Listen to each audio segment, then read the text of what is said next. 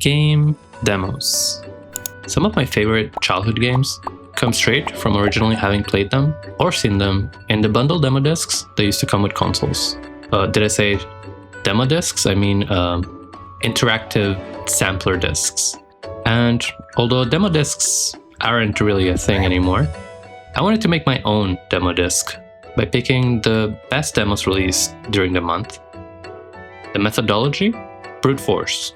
I didn't want to depend on what others had already found, what NextFest showed me on Steam, or what already had reviews and momentum. So I went through every game, and yeah, there was a lot of games. A bit over 2,200, I think, for the month. And of course I was leaving comments as I was going through the entire list of games to see what was playable or not. The worst she can say is no. Anyways, there were a lot of interesting things, so without further delay, here are some of the honorable mentions that almost made it into my final picks. Do you love Portal? Specifically the puzzles with the cube that can redirect light around? Well, that's what Rayborne is. A puzzle game built around lasers, physics, and real-time light simulation. While the puzzles are very much structured in a portal-like manner, you basically just have to open and get to the end door on each room. The puzzles mostly focus on colored light beams and redirecting them to different spots to get things to happen. Later on, there are other innovations, such as cubes that can cycle the color into the next one in the RGB spectrum. So red turns into green, green turns into blue, etc. There's some nice looking mirrors that can reflect light. That's unique, I guess, compared to Portal. But otherwise, everything you'd expect out of a Portal-like game. It felt interesting enough to showcase on this video. I personally had fun with the puzzles, but also a bit lacking in showing what other things might come later in the full game to expand on those light-based mechanics, right?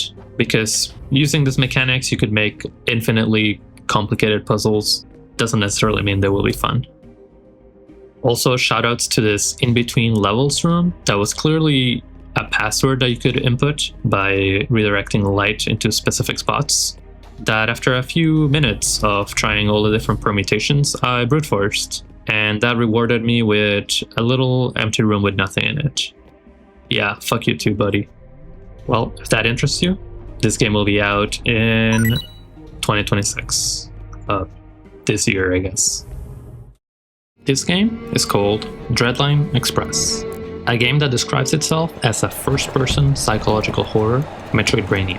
The vibe of this demo is really cool, as you are seemingly stuck on this weird demonic train going who knows where, and you seem to be trying to figure things out with a deck of cards. That's what piqued my interest initially. You basically find cards that represent objects, people, or concepts, which can be inspected and usually have a pretty big description, which help you understand what the card might be useful for and what it means. And as you explore around the train and make progress, you have them on your binder ready to equip and use on different things. For example, there's a card that represents you, an apothecary, which when used on other train passengers, usually means you will either talk about yourself or introduce yourself. Now the interesting and worrisome part, as far as where this game is going, beyond the demo, is that you can combine cards to do more advanced things. For example, one of the first puzzles, in order to open your briefcase, you need to keep in mind that the mother and sister card represent not only those concepts, but also have details such as birth years, and therefore combining both of those on a briefcase is actually the solution to an 8-digit PIN. Later on, combining the apothecary, aka your self card, and a specific medicine card creates an action to prescribe said medicine to a different passenger, which chills them out. However, when I say interesting but worrisome, I mean it's kind of cool in practice, and it feels nice when you figure an interaction out, but a bit troubling because the more cards you get, the more things you can use them on, and there starts to be too many combinations that end up being possible. And trying every combination of cards on every single thing, if you're stuck or trying to find interactions, is not very fun. The game's vibe's still really cool, and the setting is really interesting, so I'm still going to be paying attention to see where it ends up at by the time it releases, which is 2026. Don't ask me when. LURRUNA. The Island of Towering Automatons. This game is a 2D platformer with a charming art style that calls itself an homage to classic Vanias. I need to start keeping up a bit more with all the Vanias. Although it looks simple, you know, just chucking bombs around at things. Feels very satisfying to play. And it has a surprising amount of depth, such as throwing bombs upwards, downwards, long jumps, 2 different variations of backflips. The enemies can actually be pretty overwhelming if you're imprecise with your bombs, as there's big gaps in time in between bomb throws, and enemies can easily sneak in and hit you. However, the enemies always follow the same patterns, which makes retrying hard parts of a level satisfying to master. There's also an interesting system where you can power up your next bomb throw by spending a resource that is gathered throughout the level. Not too different from spending meter in fighting games per se. There's of course bosses in every one of the demo levels, which are pretty neat and have a good balance of you trying to spam your bombs for DPS while also trying to be attentive and dodging their attack patterns. The only thing that I can really complain about is that the levels feel a bit disconnected, but they are demo levels after all, so would expect that to be dealt with when the full game is out. The jump mechanics might also feel a bit strict for some, as when you jump forward you fully commit to a full jumping arc and can't control your movement in there, which usually leaves you super vulnerable. But I think it works with the kind of game this is, since it expects a little precision from your inputs. Either ways, the fundamentals on this are great, the art is charming, and I'm excited to see what the full game looks like. If this game interests you, it will be out on Q3 2026. That's soon. Ocarina of Time and Majora's Mask will always have a place in my heart, as do games where knowledge is key to your progression, such as Outer Wilds. So when I saw this little guy, which seemed to have elements from both, knowledge-based progression as well as collectible songs with different effects, I was very curious to try it. You basically explore the world and solve puzzles by playing notes based on riddles or by playing specific songs. For example, you can play the Waltz of Wind to blow balloons out of the way. Eventually, you learn that that song has other hidden mechanics and abilities. Although it's clearly specified that this demo is not an early part of the game, but rather its own thing and a taste for the concept that the game will have, I'm still very interested to see what it ends up being. My only worry is that although you can easily access your known melodies, is that might get annoying as you have a lot of songs to play. But I'm still optimistic. The full game releases on July 7th, which might have already passed by the time I post this video. Entropy, a turn-based RPG based on JRPGs, and although not usually my kind of game, even though I've played plenty, it's hard not to respect the level of polish this has. This game looks and feels great. The combat mechanics themselves look like they can possibly get pretty deep, especially considering you can have quite the amount of party members compared to what I'm usually used to, and you can position them on the front or back line depending on their class, weapons, and abilities. Even fairly regular attacks can be aimed at different targets within your opponent that can tactically change the battle, as you could dismember them and they could no longer be holding a weapon, for example, etc. I would say the only issue for me, other than the traditional RPG setting that's not quite my thing, is that the pacing itself in the battles and while moving around in different areas or on the overworld map felt a bit slow. But once again, I'm not the typical audience for this, so it might be a skill issue with my brain. But yeah, this game looks great. It definitely fits right in with the PS1 demo aesthetic.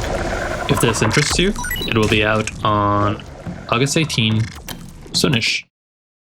Quantum Quartz, a fairly challenging 2D precision platformer based around toggling different colored platforms on or off in order to stand on them, wall jump, block lasers, and more. The interesting part to me was that when toggling a specific color on, your abilities also change. For example, when turning blue on, you get a double jump. When turning the red colored on, you get a sideways dash. And when turning the green on, you can hold onto walls a little bit and wall jump as well.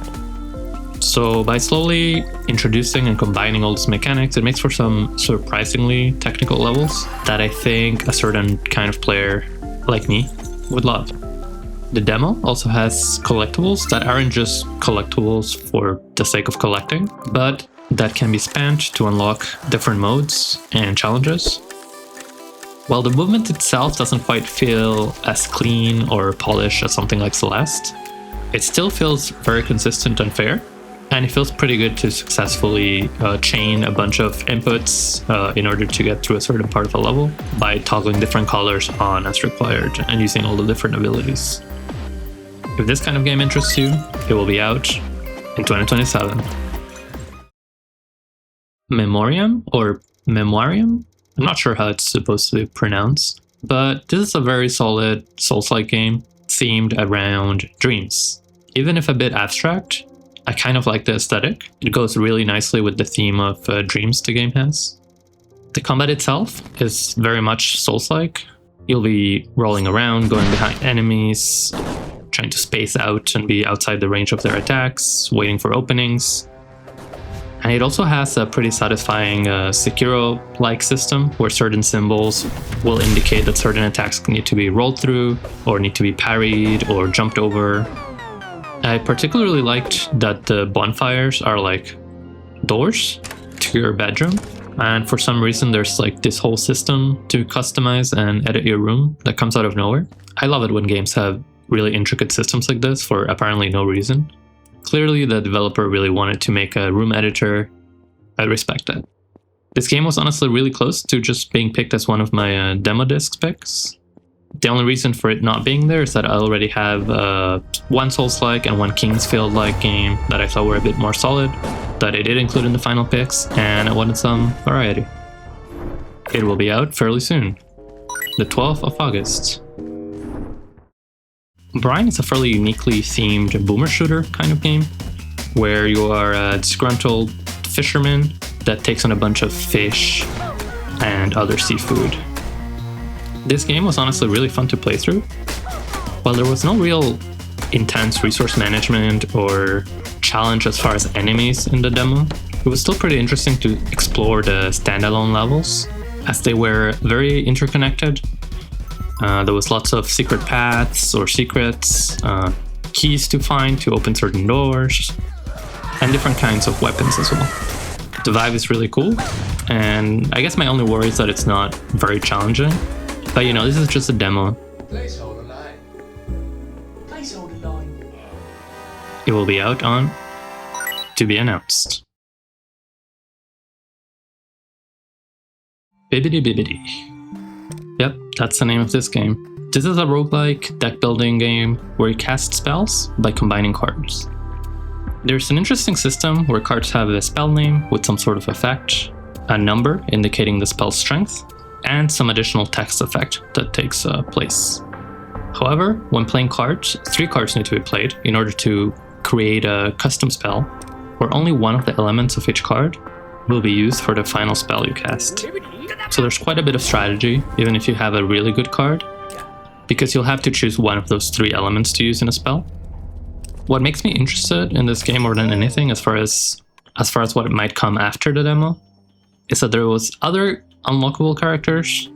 I'm not really sure what they do, but it seems like they use the same cards in different ways, which is kind of interesting to me, because even on something like Slay the Spire, the characters are very much defined by their own abilities and their own cards. So it seems cool to me that some cards might be complete garbage with one character, but maybe very useful with a different character, for example. I think my only worry with this game is that the balance might be a little bit off, where suddenly you're getting hit for a lot of damage out of nowhere. Unlike something, once again, like Slay the Spire, which is really good at slowly scaling the difficulty as you go along, and there's nothing too surprising. But still, definitely an honorable mention.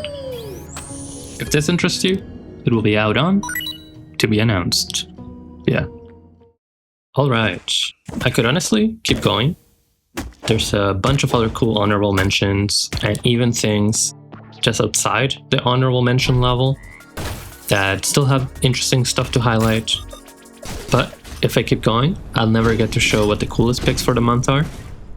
So, it's time for the demo disc picks. So, first, and sort of least, because I guess I somewhat ordered this list by my interests. Subjective, of course. The Telwynium, a 90s fantasy point-and-click adventure game. So this game has actually been releasing for a while on itch.io. There's multiple other free books that are not on Steam, but the full collection is releasing in 2027. And even though I tend to zone out on very heavily story-based point-and-click games, I was pretty immersed. The mechanics to click things and use items on each other to figure out things is pretty intuitive, and it honestly left me curious to see what's coming up ahead.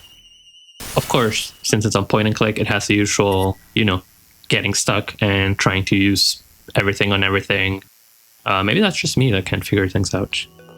But I simply had to include this game, as the full series of chapters, like I said, will be out next year, and it looks so cool. MOLDRISE. This game surprised me. I was expecting something in the, walking simulator horror genre kind of thing, as I can't explain how many of those kind of games there are released daily. The game starts with a simple premise. You have some sort of toe fungus, and the fungus is screaming at you to go up. You must go up. The game, although initially a psychological horror type of game, ends up being a Groundhog's Day kind of game where you're constantly replaying the same day and trying to figure out what the right thing to do is in order to get as high as possible. All this while managing your status bars, hunger, thirst, toe infection. It seems simple at first. You simply go up, visit neighbors, see what they have to say. Slowly realize that it's a more complex puzzle, and exactly what items you find, what you waste time doing, and how you manage your resources is extremely important.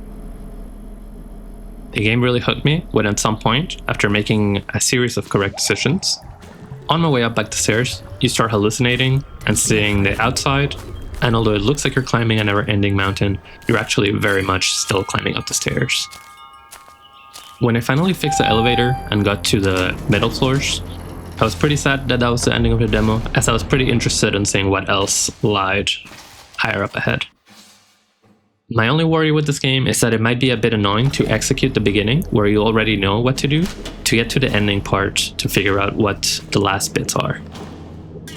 However, assuming the end of the demo is sort of a checkpoint, and then the puzzle begins anew on the next floors, I don't really see an issue with that. Overall, very enjoyable and very surprising for what I thought I was initially getting into. Cubic. This demo was released only a few days before the end of last month, so a bit after the next fest. But as an open world puzzle game enjoyer, as simple as it looked, I had to check it out. This game is pretty simple. You slide around the world with Pokemon ice puzzle logic, only stopping when hitting a wall. And as you travel the overworld, you find areas you can access that contain series of puzzle levels that focus on simple yet tricky mechanics, which slowly start compounding on later levels. It starts pretty simple, with simply having to get a block to an end location, and slowly shows new mechanics such as controlling multiple characters, squishing them together into different colored versions, on purpose or against your will, and how your character's colors can let you go through certain spaces or prevent you from doing so. You can also find collectible keys around the world, which can open certain paths on the overworld. And overall, even though it looks minimalistic, there's a surprisingly nice intro into the game with some sort of story and some weird lore found all around the world as well, such as books that you can try to read, which I wouldn't have expected from my initial look at the store page, where I expected a generic cube-based game, based on the title and what the main character looks like. As a puzzle game enjoyer, I'm definitely looking forward to this, which will be out coming soon. We don't know yet. Look, I'm not really into sim games usually, and I saw that bias in full effect as I was selecting the games to play initially. However, this one looked like it had so much detail put into it that I simply had to check it out. This game is called Iron Nest Heavy Turret Simulator, and well, yeah, it's kind of what you expect. You are inside a heavy turret and receive instructions and orders in order to hit certain faraway targets.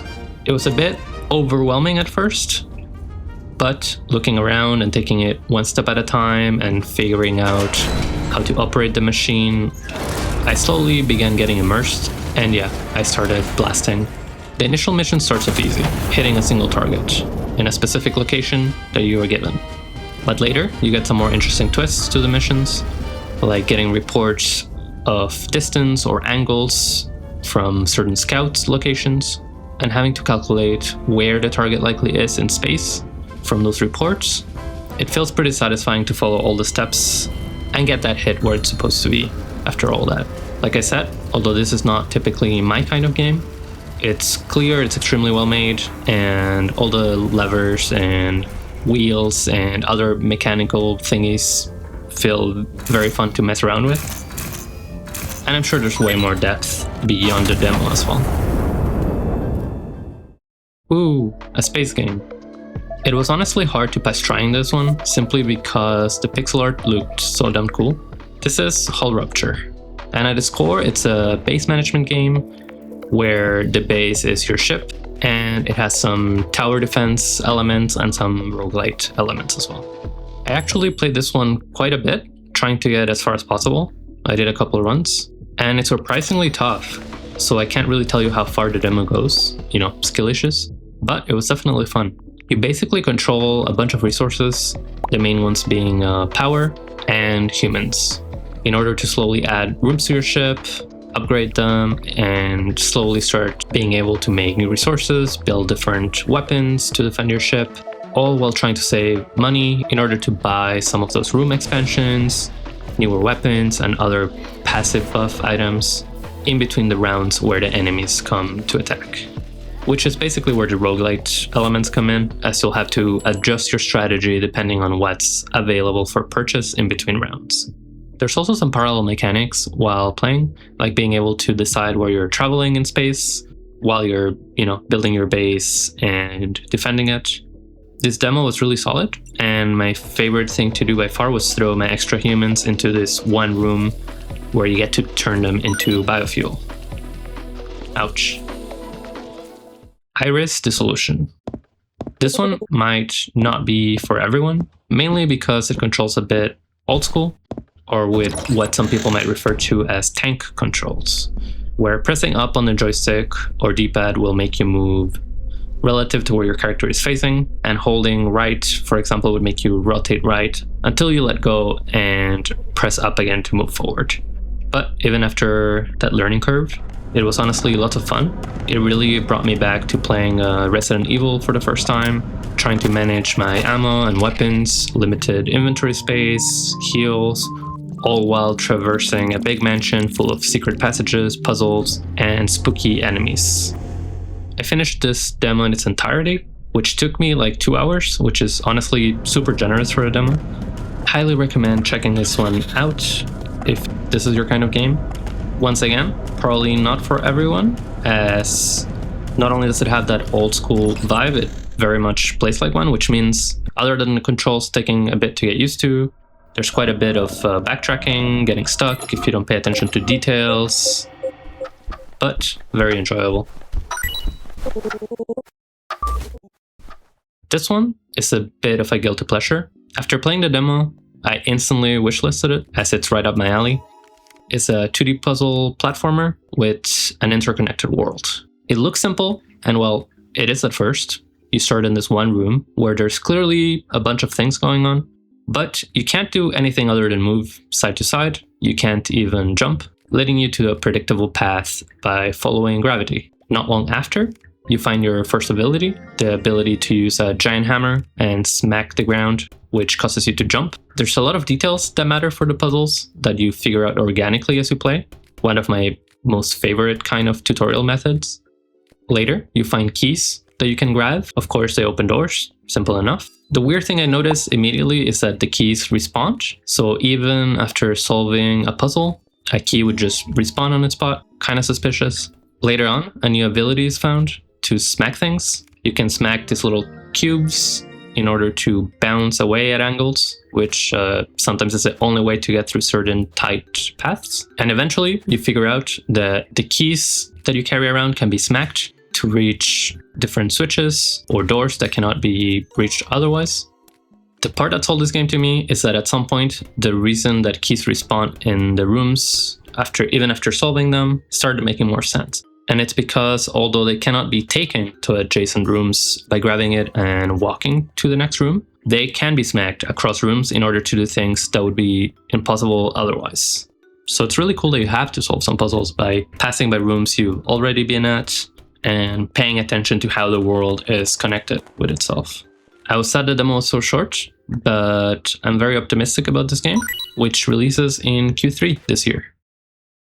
Blood Dungeon, a game by the same developer as Nidhogg, and my pick out of the entire month's games for the best survivors roguelike kind of game. And trust me, there were a lot of those. Probably the most common kind of game I saw as far as demos this entire month.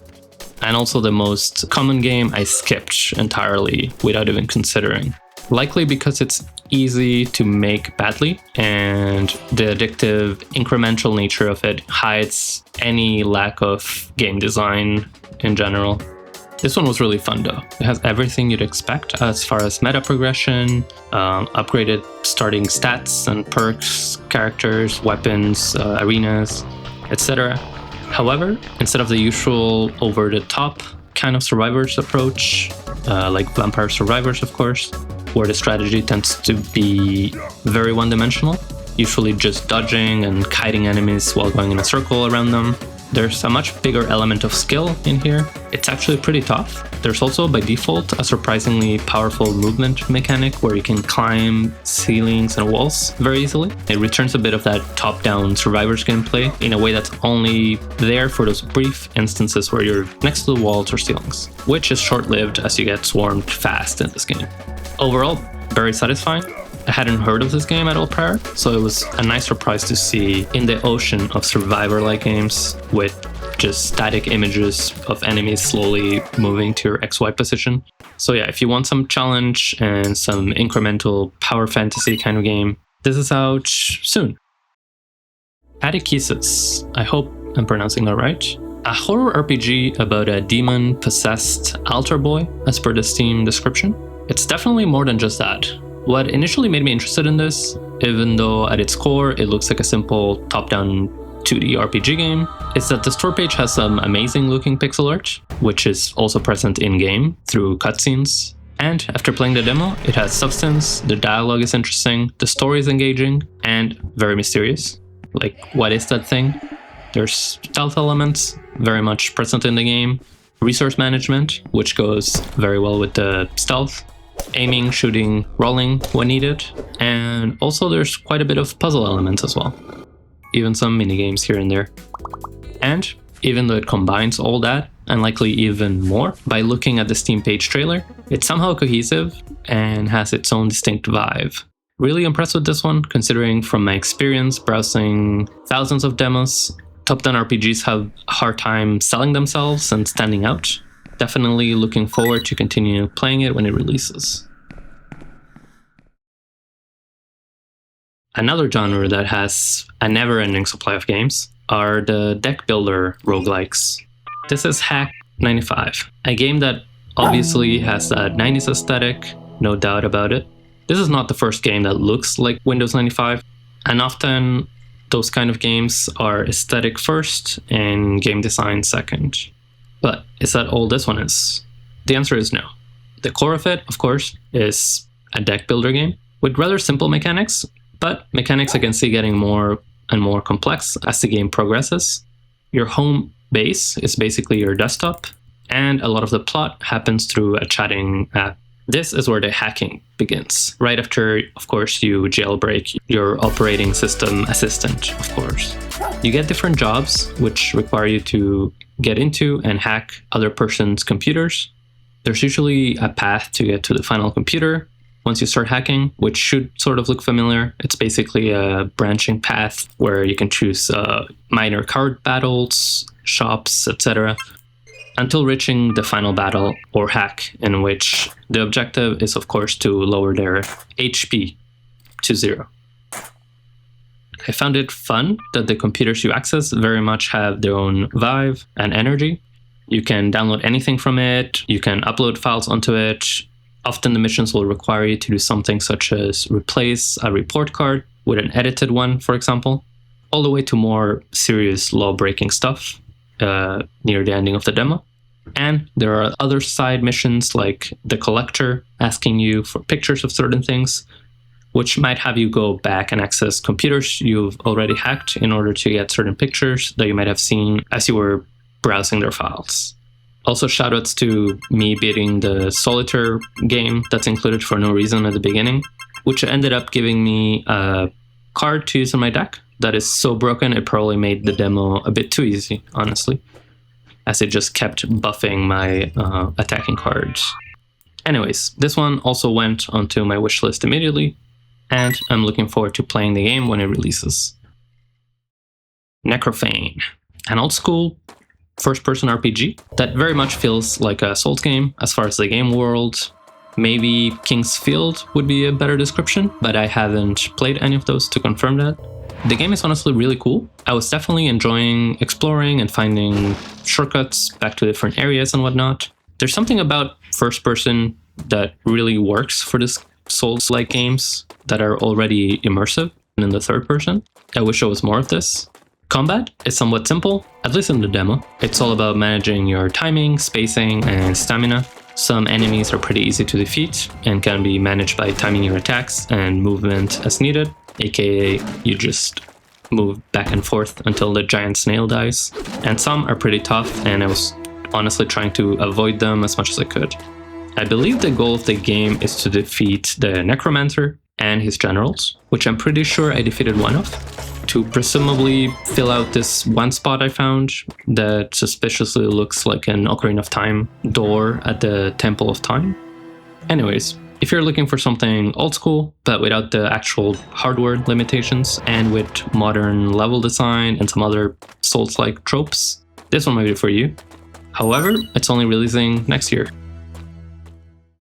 This one was an easy pick to try and play. I had actually seen it on Twitter a while ago randomly, and I was watching a video for it, and then Twitter did that thing where it refreshes randomly and you lose what you were looking at, so I lost it forever until now. Moonbrella, a 2D platformer Metroidvania that clearly inspires itself from rage-inducing games like Getting Over It, but instead grabs some of those mechanics and makes them fun, as well as expanding on them. The gameplay is simple, you move around, but in order to do anything more complex than move left and right, you need to use your umbrella for any kind of movement, no jump button. It starts off simple, just poke off the floor in order to make certain jumps, and it eventually gets much trickier, such as being able to open the umbrella in the air to fall slower, standing on top of your open umbrella to cross water or just to move fast on the ground, the ability to use the handle of the umbrella in order to hook onto ledges and climb them. All these mechanics compound into making exploring the world and finding secrets pretty fun. Also, as you get used to the movement options, it slowly ramps up the mechanical difficulty of some of the things that are required to do, such as the basic umbrella poking mechanic being used to not just jump, but maintain your momentum as you're basically wall jumping upwards. This makes getting some of the optional collectible items quite a bit of a challenge.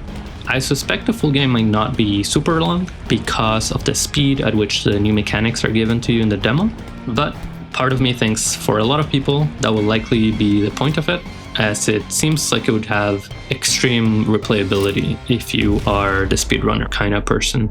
This game releases this year, and I'm definitely looking forward to playing the full version. VAL'TY? Is that how you say it? This one was a weird one. The Steam page just kind of looked a little crazy, but in the best sort of way. It was clear that it was a shooter of some kind, but it also seemed to have a unique style and other random nonsense like some sort of DDR sequence in the Steam images that made me simply have to give this a try. This game nails down the retro style really well, and the beginning was already cool as it is. I created my character, I chose my class and stats, I picked the one that seemed the best for taking on the reptilians, and I even assigned my bonus stats and began my adventure. The game let me play a bit, only to suddenly kill the character. Turns out the entire beginning was all nonsense.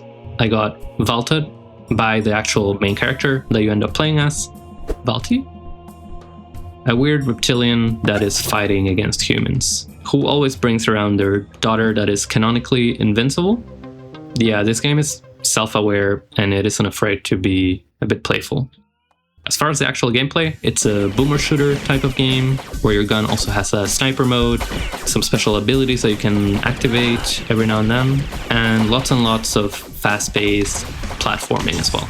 This game has style, it feels like it's made with passion, and for me it was an instant addition to my wishlist. So when the release date is announced or it finally releases, I'll be there to take on the dirty humans. Object Impermanence. A stylized 3D puzzle game, a bit in the style of Portal, with doors, switches, mostly linear logic puzzles, one after the other. The game is all about vision. Certain things only exist when you're looking at them. Initially, I thought this concept would be a bit gimmicky, or more of a tech demo sort of situation. But after playing it, I think it has enough substance and direction to be a great game beyond just a demo. The puzzles mostly consist around putting this little adorable guys inside bowls on different kinds of switches and whatnot. And the interesting thing is that these guys just plain stop existing unless you look at them. So putting them on a switch is not enough to open a door. You must be looking at it while doing so. Later on, there's a different kind of little guy, which when not looked at resets to its original position. While it disappearing is often a problem normally, you very much sometimes want to look away to make it disappear on purpose. There's also a statue somewhere that has 3 different ones of these guys, so I would assume there's one more that's not in the demo that has another mechanic related with how he works when he's stared at or not. I was surprised with the variety of things the puzzles could do with just these 2 little kind of guys. For example, one of the later levels, you want to drop this guy on a slope and look at it only at certain moments while it's rolling, so that it can remotely activate different switches at the right time. Pretty cool. There was also a lot of hidden areas in the game, with a mysterious demo puzzle to solve by finding this one place and entering a code, which I was too stupid to solve, so I think it's safe to say there will be little side quests beyond the main puzzles as well in the full game. Overall, I'd still say there could be a risk of the game becoming a bit tedious if not enough mechanics or puzzle elements are added, as it can be a bit frustrating to sometimes accidentally get something out of your frame of vision and have it disappear, causing you to have to do an entire setup of puzzle pieces all over again.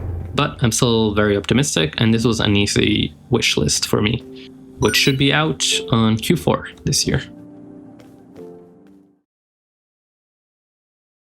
Silver Pines is a game that describes itself as a survival horror Metroidvania.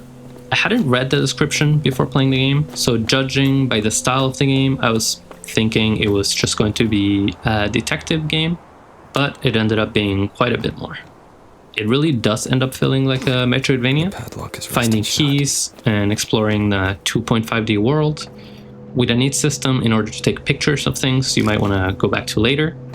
When I first started the demo, a small confined area teaches you a bit about interacting with things and using items, and that's when I was surprised that one of my actions was a jump and a dodge kind of move, along with a stamina bar of sorts. This starts making sense later when the horror aspects start making their way into the game. These skill-based moves can be used to dodge and avoid wasting resources when it comes to dodging enemies, since resource management is actually a pretty big part of the game.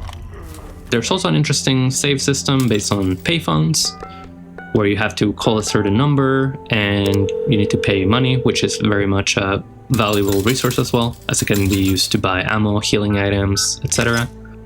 The last part of the demo, where you have to go through a hotel, is where all the game mechanics really come together to give a sense of what the game is, and you're even rewarded with a boss fight, which was also very unexpected for this kind of game, and pretty challenging, honestly. The demo ends, as you unlock the ferry to get to seemingly the main area where the game will take place. Great cliffhanger. Overall, really enjoyed this game, and it's out on October 8, 2026. Order of the Sinking Star. Yeah, I had to have this one here. The latest game from Jonathan Blow, the same person behind Braid and The Witness. So for the Sokoban gamers that love solving puzzles and getting stuck in puzzles where you mostly push things around, this game is peak. The game is actually 4-in-1, depending on the direction you go from the starting point. A different flavor of puzzle game awaits you. For the demo, since I know I'm gonna play this on release anyways, as I'm a puzzle enjoyer, I only took one path, the one towards the north, the one with the heroes puzzles, which focuses on logic puzzles where you control one or more characters that have different abilities, such as pushing blocks, pulling blocks, swapping places with blocks, and even more mechanics later on. The puzzles are really well designed, and what I'm more excited about is that I know the 4 kinds of games included within this game will start combining eventually, and puzzles will definitely have elements from multiple games combining into one another.